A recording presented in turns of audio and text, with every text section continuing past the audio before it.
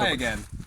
Now I'm going to show you how to use the car internally by opening the door like this. And you can hook it up right there so it doesn't go anywhere. And the steps you just pull out like this. And then it's ready to step on.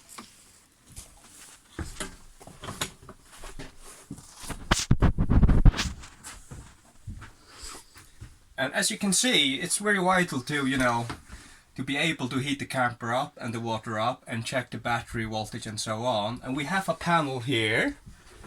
As you can see right here, this is the panel which is to show you the battery status.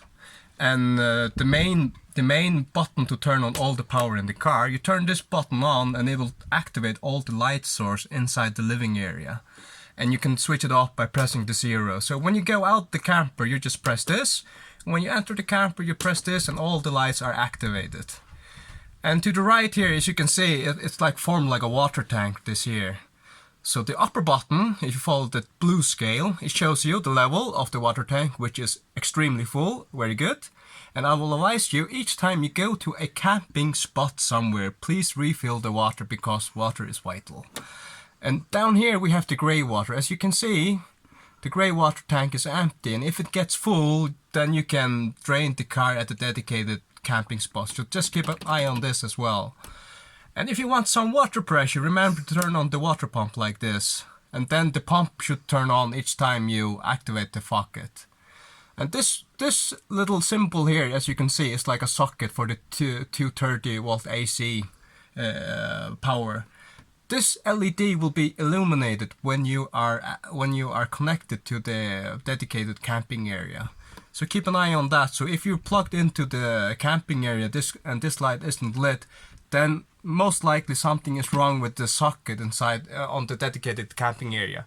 But it could also be the breaker, which I'm gonna show you if you twist around there and open this door here. Down here we have a breaker. And these breakers can sometimes trip if the current is poor at the dedicated camping area. So keep an eye on that. So if that one is like flipped down, then just flip it up again. And if it keeps on flipping down, please try another power source. And this water can here is extremely useful to fill up the water if the dedicated camping area doesn't have any water hose available. So just use this instead. The car takes around 40 liters and this one fills up 10 liters, so it's like 4 goes and the water tank is full. Close here again, and back to the vital battery / water panel. So we talked about the water tank, and you should be familiar with this now. We talked about the main switches to turn on the light source and switch off. Another very vital thing, as you can see, this is formed like a camper van right here. And the forward part is actually the battery for the car only to start the car, and the aft battery is only for the living area. And as you can see, if I press this button down, you can see that the voltage of the battery is full. It's nearly 13 volt DC, so which is very good.